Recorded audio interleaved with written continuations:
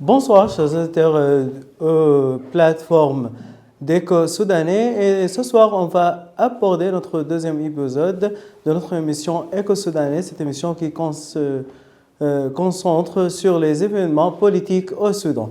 Et aujourd'hui, on va parler de deux événements très importants et très intéressants qui se passent la semaine dernière. La première, c'était la visite du chef du service de renseignement soudanais, Ibrahim Mufaddal, aux États-Unis, et sa rencontre avec les responsables CIA, Centre international de renseignement, et aussi avec les responsables de Pentagone, le ministère de guerre aux États-Unis d'Amérique. Et la deuxième chose qu'on va aborder, la relation entre la milice rebelle de soutien rapide et le Tchad. Donc, alors, on va commencer notre épisode avec notre premier point de ce soir. Et alors, en parlant de la visite du chef de renseignement soudanais, Mufaddal aux États-Unis, nous trouvons que cette rencontre a beaucoup d'avantages pour le Soudan. Ces avantages en ce qui concerne la relation bilatérale directe entre le Soudan et les États-Unis d'Amérique. Et comme vous savez, la relation entre ces deux pays, alors se passant de plusieurs moments de malconfiance, etc., mais alors au fur et à mesure, alors ces relations vont se développer. Et en trouvant que la relation et la visite du directeur de service de renseignement soudanais, Mufaddal aux États-Unis, a beaucoup d'avantages, comme je viens de dire. Ces avantages en ce qui concerne les dossiers discutés à cet égard. Trouvons que plusieurs dossiers sont à la table. Parmi ces dossiers, alors nous avons la sécurité de la mer Rouge et ces points-là, c'est très important pour plusieurs pays dans l'Est de l'Afrique, comme l'Érythrée, et aussi pour l'Arabie saoudite, parce que la sécurité de la mer Rouge fait partie de la sécurité nationale de l'Arabie saoudite. Donc, c'est pour cela, trouvons que les derniers mouvements de l'Arabie saoudite en ce qui concerne son point de vue en ce qui concerne la guerre au Soudan et la rencontre et aussi le récit réel de guerre de dignité au Soudan. Donc, c'est pour cela, trouvons que l'Arabie saoudite comprend bien le statut du Soudan. Parce que si le Soudan reste en situation de guerre, en situation de conflit, alors ce qui va avoir beaucoup d'influence sur la sécurité de la mer Rouge. Donc, trouvons que nouveau alliance, ce qui concerne la Turquie, l'Arabie saoudite, le Qatar, l'Égypte et l'Érythrée. Alors, tous ces pays-là soutiennent le Soudan pour mettre fin à la guerre au Soudan et aussi avec les conditions du Soudan. Les conditions que la milice n'aura aucun rôle au futur, rôle social, rôle politique, etc., etc. Donc, trouvons que ça, c'est très important, la sécurité de la mer Rouge. Et aussi, le deuxième chose, ou bien le deuxième sujet abordé dans les discussions, c'est les activités terroristes. Et trouvons que le Soudan joue un rôle très, très, très intéressant et très important dans ce dossier-là, parce que le Soudan est un passage frontalier entre l'Est de l'Afrique et aussi l'Ouest de l'Afrique. Et il y a beaucoup de problèmes en ce qui concerne ce dossier-là, parce qu'il y a beaucoup de milices, il y a beaucoup de groupes transfrontaliers qui peuvent alors transformer ces frontalières, ces frontières. Alors, donc, ces groupes peuvent jouer un rôle très négatif dans la sécurité du Soudan, dans la sécurité des pays de l'Ouest d'Afrique et des pays de l'Est d'Afrique. Donc, c'est pour cela, trouvons que ce dossier, c'est très important pour les États-Unis qui s'ouvrent beaucoup de migration. OK? Donc, c'est pour cela Alors, c'est le deuxième sujet abordé, ce qui concerne les activités terroristes. Et alors, nous avons, troisième chose, c'est comment est-ce qu'on peut mettre fin à la guerre au Soudan.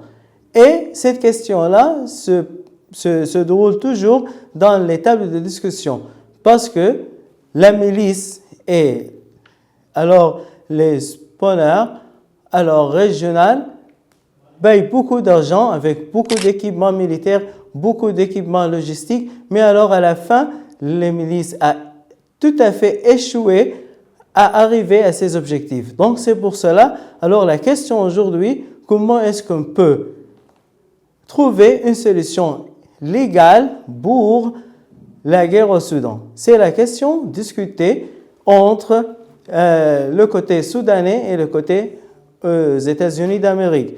Et alors, donc, les Américains refusent tout à fait d'aborder un gouvernement parallèle, ce qui concerne la milice, répète, de soutien rapide. Donc, à mon avis, ça c'est très important d'avoir des relations bilatérales directes entre les États-Unis d'Amérique et le Soudan. Et alors, ces relations peuvent se développer et peuvent alors avoir beaucoup d'influence sur le terrain.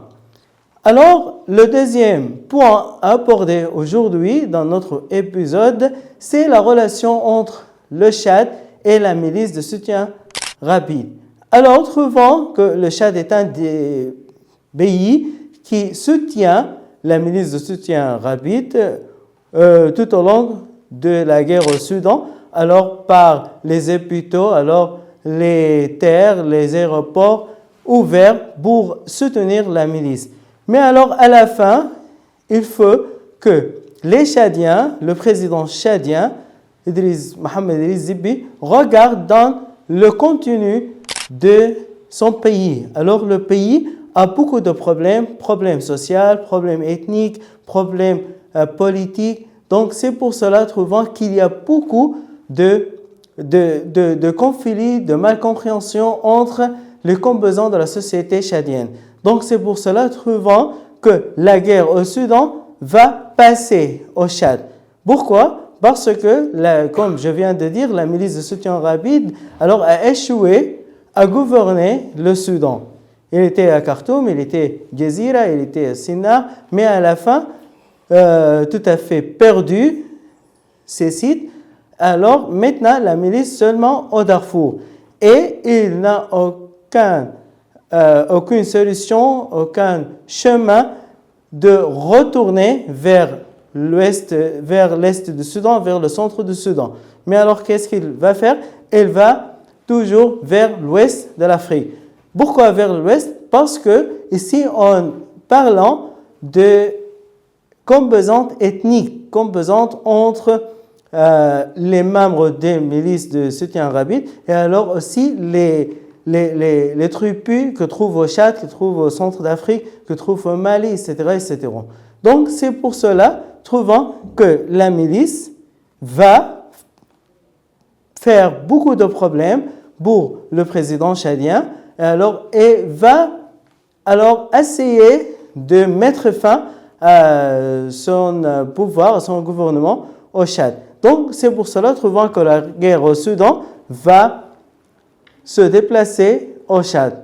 Donc, c'est pour cela, il faut que le président tchadien prenne en considération toutes ces actions politiques, tous ces événements politiques, et alors il doit réviser sa relation avec le Soudan.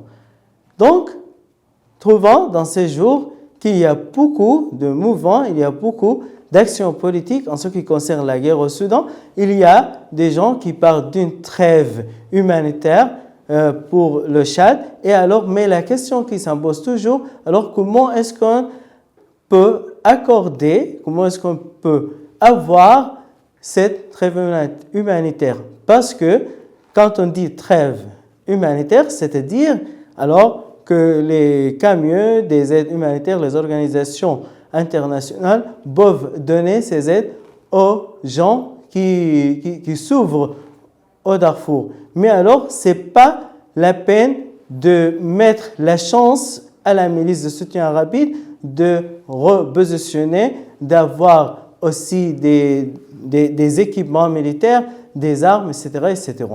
Donc, à la fin de notre épisode de ce soir, c'est très important de dire que les événements qui sont très importants sont la relation entre les États-Unis d'Amérique et le Soudan direct, et aussi notre dernier point dans ce soir, alors la réunion des deux conseils, conseil de souveraineté, transition, et aussi le conseil des ministres à Khartoum. Alors, cette réunion, ça c'est très important pour nous. Pourquoi? Parce que c'est un message pour rassurance interne et aussi pour dire un message à l'étranger, à l'extérieur du pays, que maintenant Khartoum, la capitale nationale du Soudan, alors le gouvernement civil dirigé par Dr Kamel Idriss, maintenant à Khartoum, et aussi le conseil de souveraineté dirigé par le général Abdel Fattah al-Burhan, c'est aussi à Khartoum, et les deux se réunissent ensemble. Donc c'est un message très fort pour les gens qui disent toujours que la situation à Khartoum est très mauvaise, la situation au Soudan est très mauvaise. Non, maintenant le gouvernement prend ses décisions, prend son travail de Khartoum, et alors les Soudanais, les citoyens, retournent de différents points à Khartoum vers leurs maisons, leurs quartiers, leur travail. Donc c'est pour cela, ça c'est très important, ça c'est très alors intéressant pour nous, pour un message très important aux autres. Merci beaucoup, je vous souhaite toujours de passer de bons moments. Voilà ma salutation. Au revoir.